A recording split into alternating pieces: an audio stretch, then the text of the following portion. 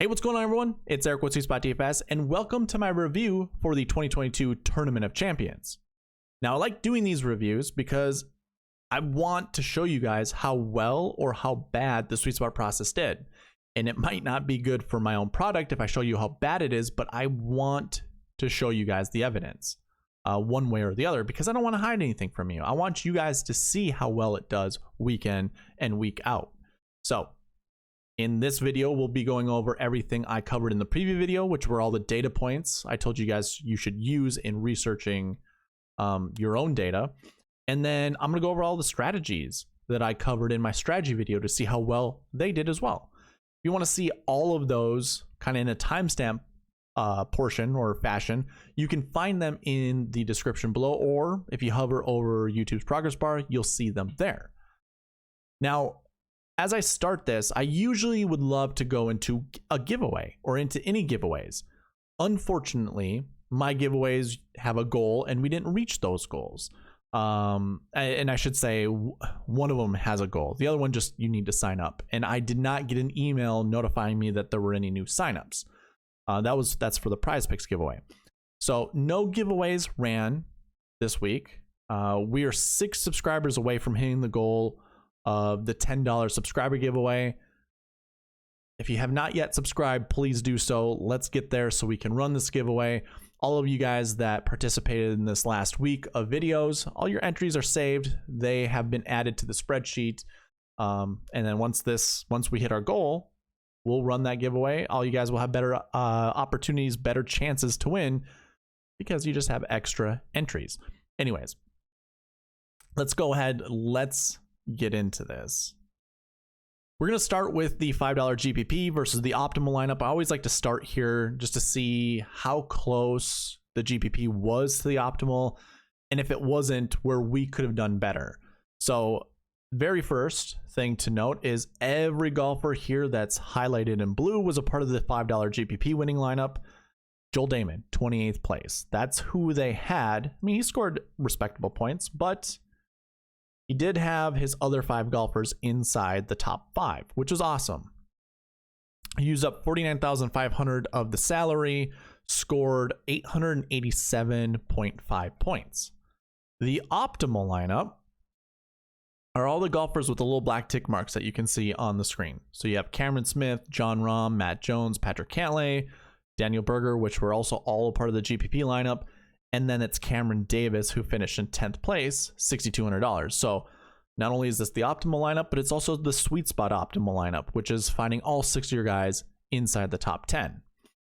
Speaking of SweetSpot, if you follow me on Twitter, you would have noticed I had a very, very, very good lineup.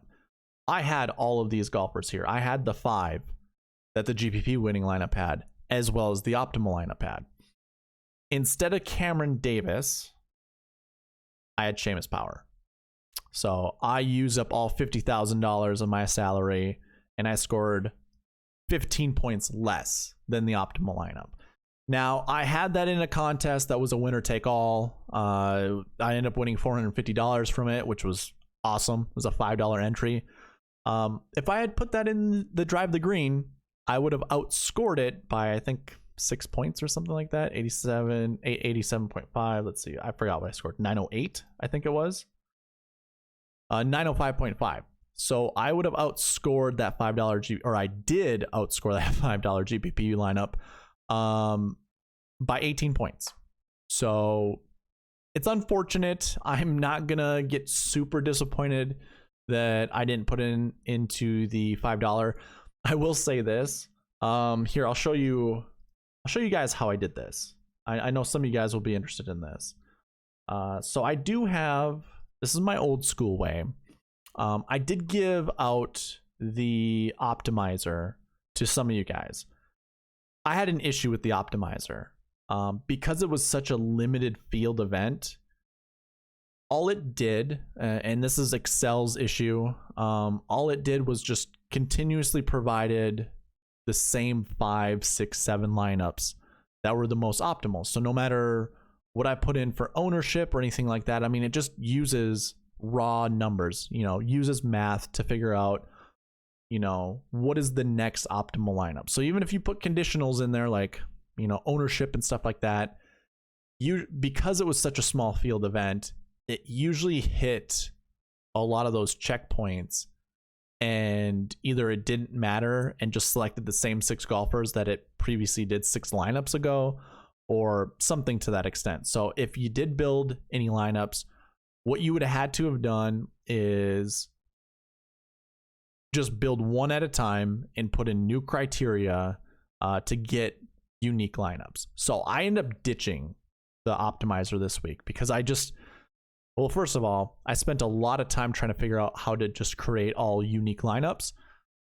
Ended up finding out it's not within Excel's capability to do that. So that's kind of the shortcomings of using Excel with an optimizer.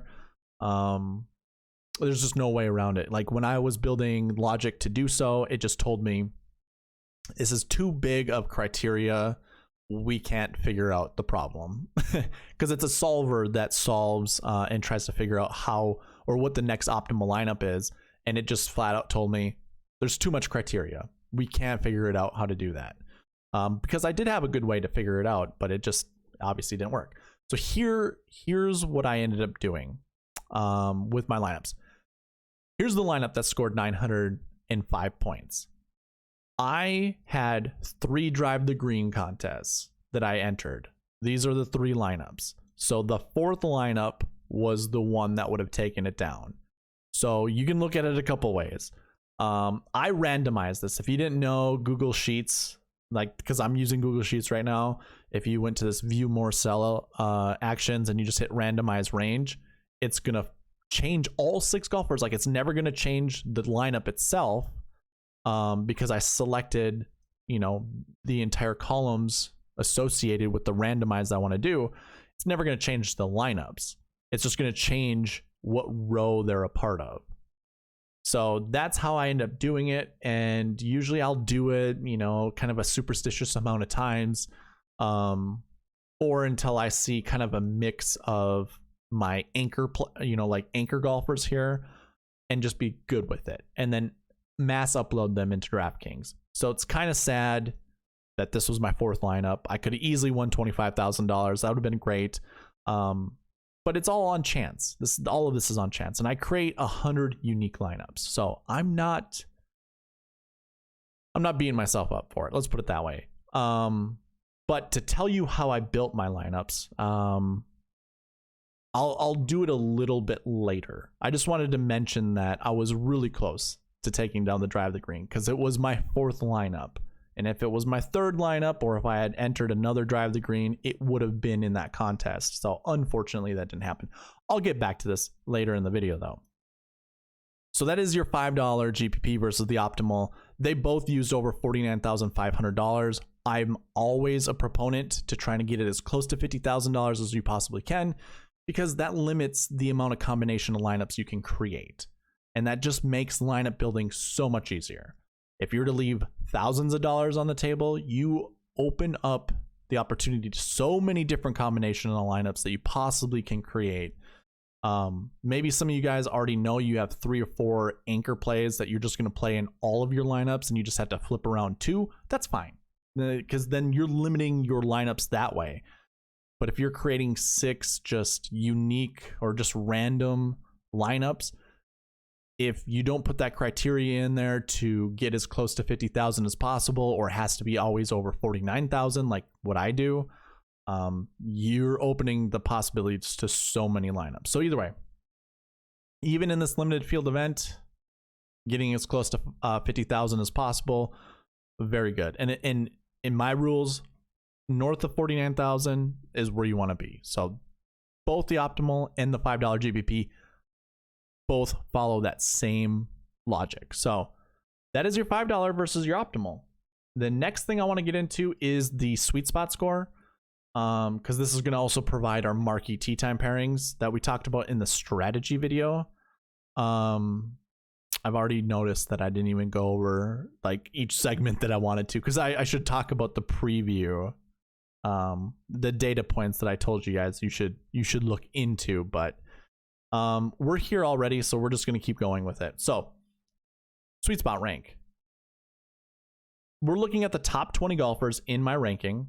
and we're going to see how well they did. Now, personally, I want to see, this is a limited field event, so it's hard to gauge my expectations here, but usually week in and week out, what I want to do is on the screen without scrolling down, so the top 20 golfers, I want to see at least 4 of them in the optimal lineup, and we do. So right on, right away, that's awesome.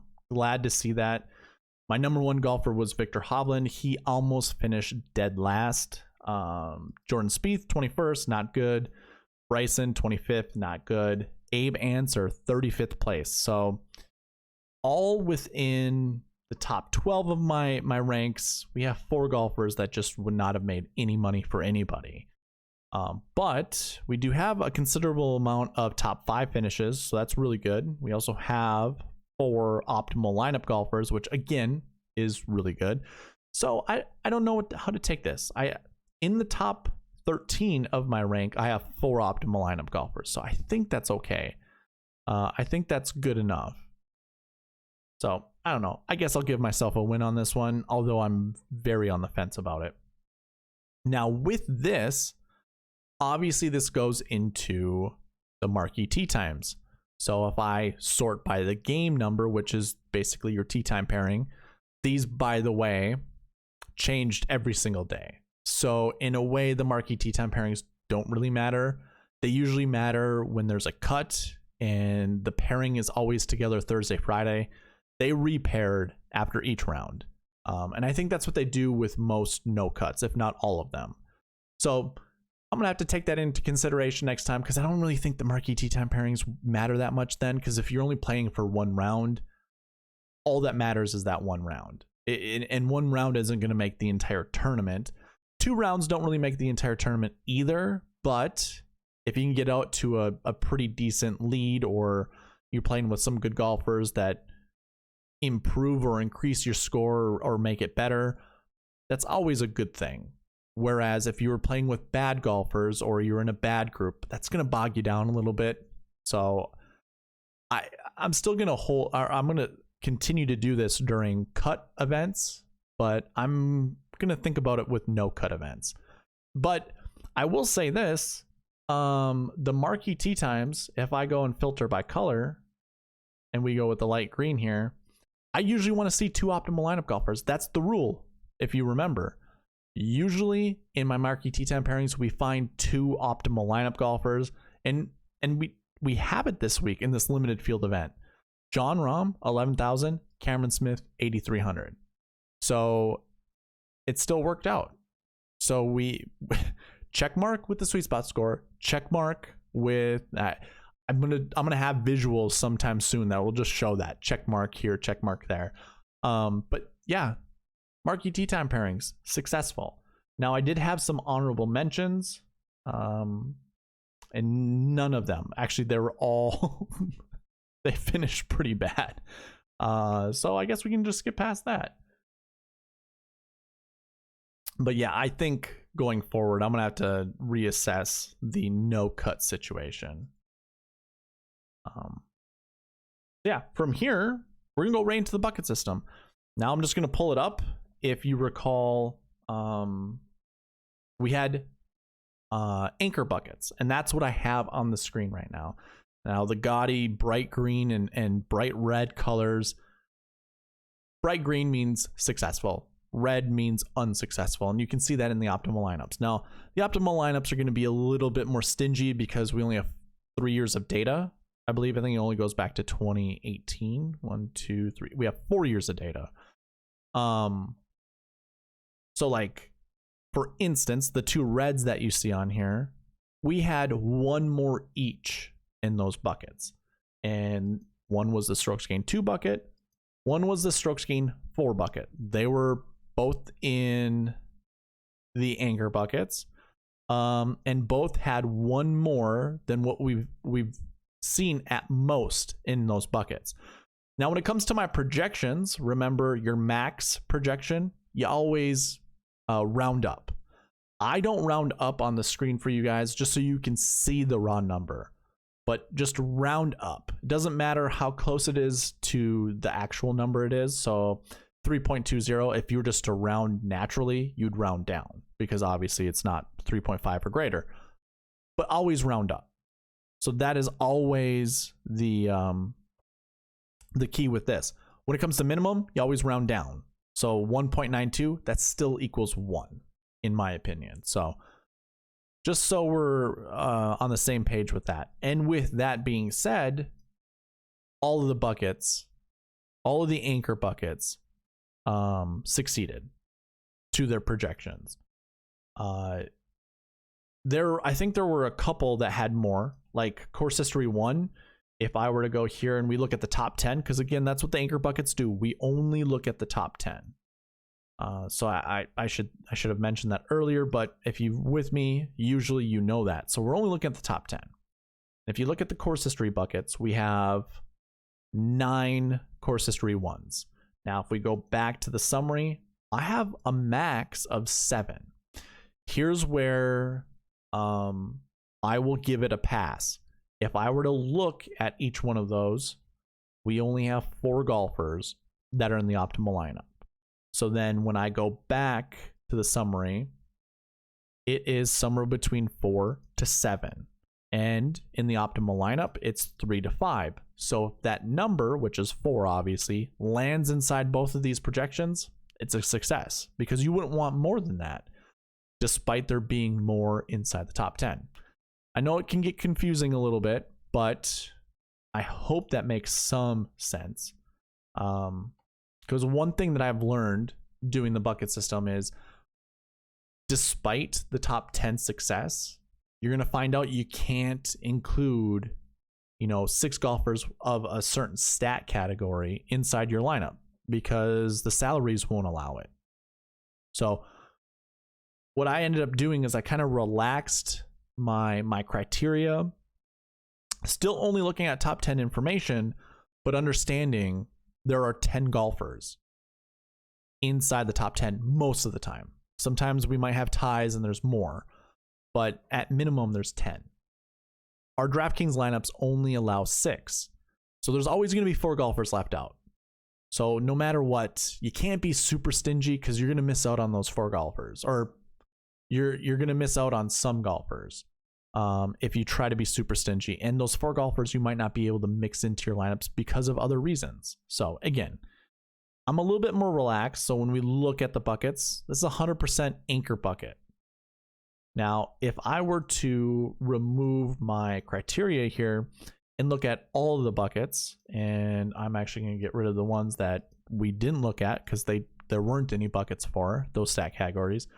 And then also take out 0, where there were 0 golfers in those buckets. So these are your active buckets for this tournament. We had 1 out of my projections that didn't succeed, and that was your lower 6K salary golfers. So again, going back to the DK page, we're looking at just salaries. I have a Cam Davis who's on the low 6, which obviously is underneath 6,500. Kevin Kisner and Matt Jones. 2 of them are optimal lineups, or in the optimal lineup, I should say. Now, if only one of these guys were in the optimal lineup and the other one wasn't, like we only had 1 from this bucket, this 0 to 1 projection would have been a success. This 0 to 1 in the optimal lineups would have been a success, but we had more. There is something in the works going that I will be speaking about salary. I've analyzed the entire 2021 season. There's a percentage of optimal lineups that have 2 lower 6K golfers, as well as just 2 6K golfers in general, and kind of like your mix and match between 6Ks. I implemented that into my process this week and was able to get on a couple of those lineups. In fact, if you take this one, Seamus Power and Matt Jones, Seamus Power is actually in the upper 6. He's $6,600. Matt Jones was $6,200. So I didn't do the 2 low 6Ks. I did an upper 6 and a lower 6. I mean, it still worked out, right? Still was good. Either way, that's the only bucket that did not succeed. So we have a total of 18 buckets. We were 17 out of 18 correct. Now you can see some of the optimals over here. didn't shake out. I'm not too concerned. Like, there were 3 optimals that didn't work out. So out of 18, 15 succeeded. But it's, you know, limited data. We don't have, you know, all the buckets we absolutely need. I shouldn't say all the buckets. I don't think there's enough years of data. It's really close. Let's put it that way. It's super close. Next year, I think will be really good. I'm not going to beat myself up over this. So again, it's a success in my opinion. So again, SweetSpot Score, success. Marquee Tea Time Pairings, success. Buckets, success. So anchor buckets, 100% success. This one, not so much, but pretty damn close, you know. So I absolutely enjoyed it. It was great. And to go back to what I was talking about, hold on. Let's do those data points, right? So we talked about the golf course being on Bermuda. Why don't we look at our Bermuda stats? That's an easy one to do right away. So if I go to our Bermuda and just sort by our better Bermuda golfers, I mean, it's not terrible. You have 4 golfers inside the top 20 for Bermuda stats, for overall Bermuda stats in the optimal lineup. Pretty decent finishes. Colin Morikawa, Justin Thomas, you know, these top guys, everything you would have assumed. The only disappointment was Victor Hovland. Now, his 30th is really close to his overall Bermuda average. But again, this is a limited field, so this 30th feels more like a 60th place. And I wish it would kind of update similar to that. Hopefully when the database comes about, we can look at limited field events in Bermuda. Like, we can really narrow it down. That'd be great. Top 10 Bermuda percentage. So this is their success rate on Bermuda for all the events they're in. How frequently do they finish inside the top 10? We do have a lot of golfers who finish outside of 20th place here. So not really a beacon of success looking at this stat.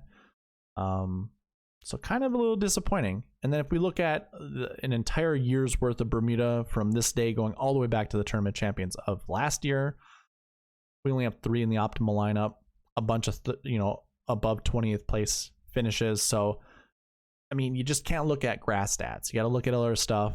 Obviously, we talked about some of, if we go back to the SweetSpot Score, I looked at a myriad of things. We look at official world golf ranking, all the grass averages, tournament history, recent form stats, season-long stats, their DraftKings points, their scoring average, rounds under 70, cut made percentage, DK, top 10 frequency.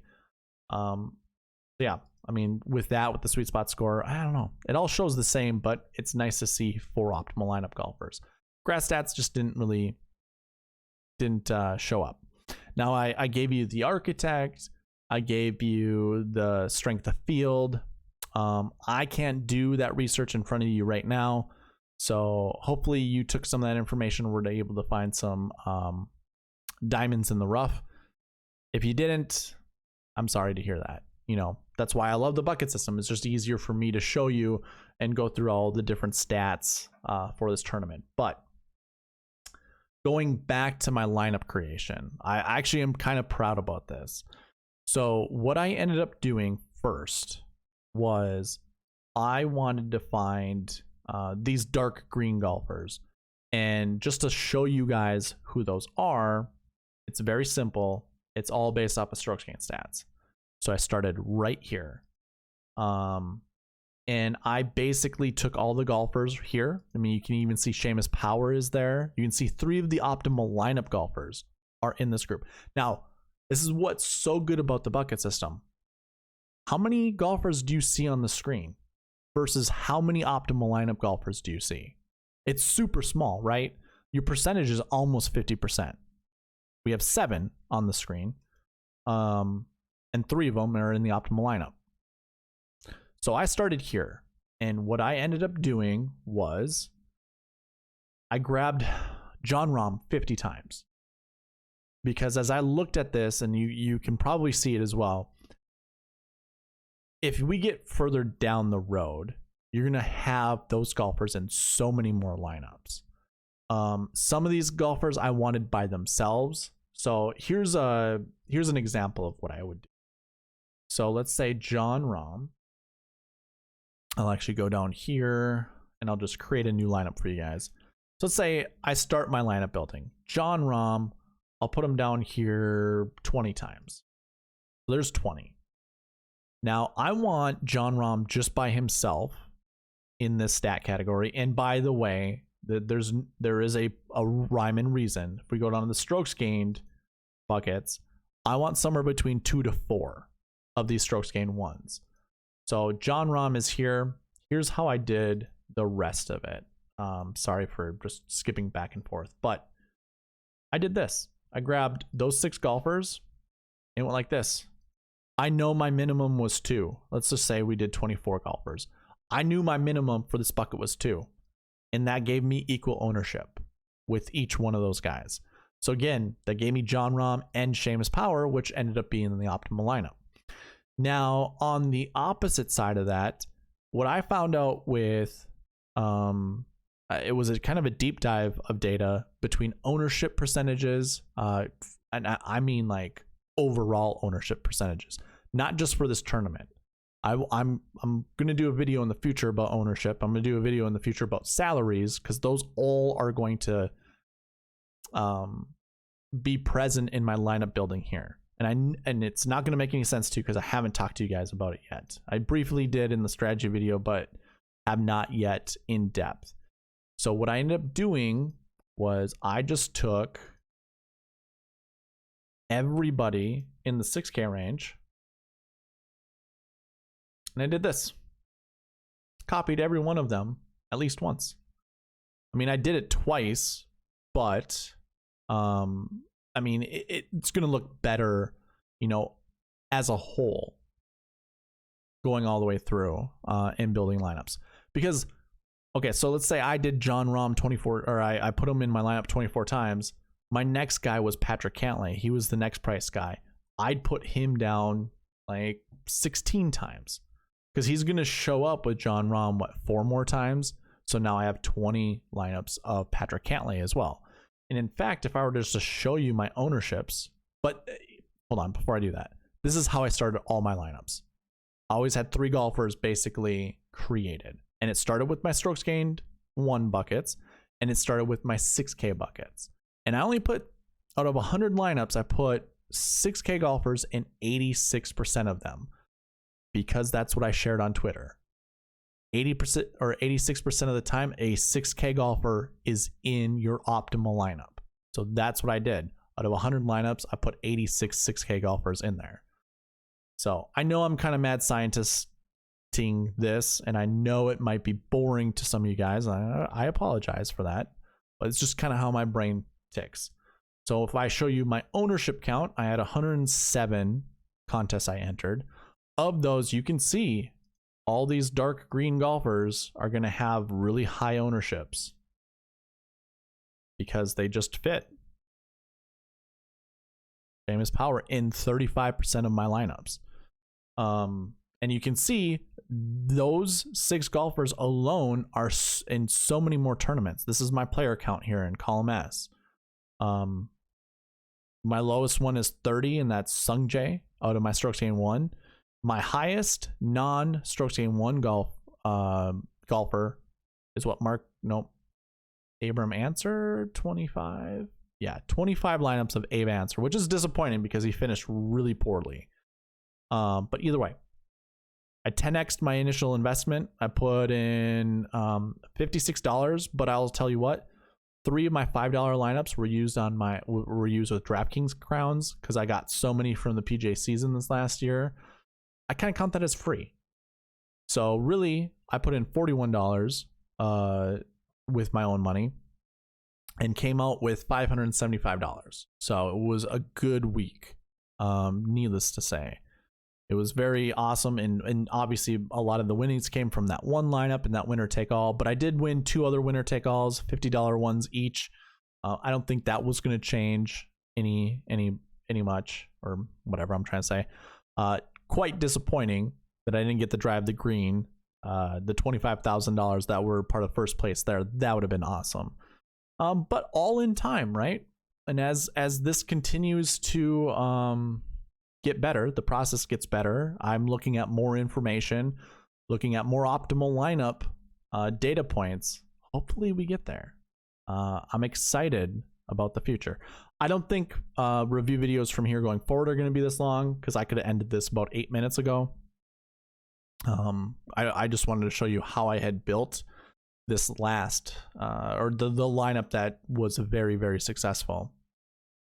But yeah, I think this is the same strategy I'm going to use going forward. Salaries are going to be it's going to be dependent on the overall picture, so everything that we've seen this last year. And then it's also going to be tournament dependent as well, as the bucket system always is. The bucket system's always tournament dependent. So whatever tournament I'm talking about, the bucket system is just unique to that one. I shouldn't say unique to that one, but the one that I present to you guys is just for that tournament. But I'm going to wrap a lot, hopefully, a comprehensive list of data for you guys to use.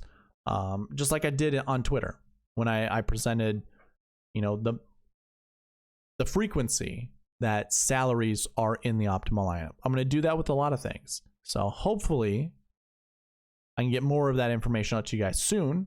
Be on the lookout for it. And if you're not following me on Twitter, that's the best place to get that information, especially if I'm not showing it here. But anyways, I don't think there's anything else I need to talk about. Just double checking here. Nothing else I have to talk about. Again, in order for our giveaway to run, the $10 giveaway, we have to get to our goal of 275 subscribers. We're really, really close. 269. We can get there. Super simple. If you are a new subscriber, like you just subscribed to me, because since Adam, the one that's on the screen now, I've had 3 new ones at least, maybe 5 new ones. It's in your Google settings to alert or to have that information public. So I can't see it if you have it set to private. So if you do subscribe to me and you want to be on the subscriber, the one that's right there in the middle, you're going to have to allow for that information. And then the top commenter is just whoever comments the most in the last week's videos. This isn't a thing that Shot Like Harden can just continue to win unless he's continually message or posting on my videos. So if you want to take that title away from him, all you got to do is comment on my videos endlessly. I'm just kidding. You probably just need to do 5 times a week, maybe, because I think Shot Like Harden just does 1 per video, like many of you guys. But if you do 1 more, you'll take that title from him and your name will go on there if you care about that. If not, no big deal. This has been long enough. Thank you guys for watching. Do me a favor, like the video if you did, comment whatever you want, and subscribe if you have not yet subscribed.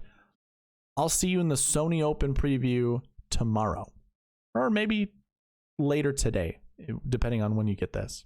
All right, see you later. Bye.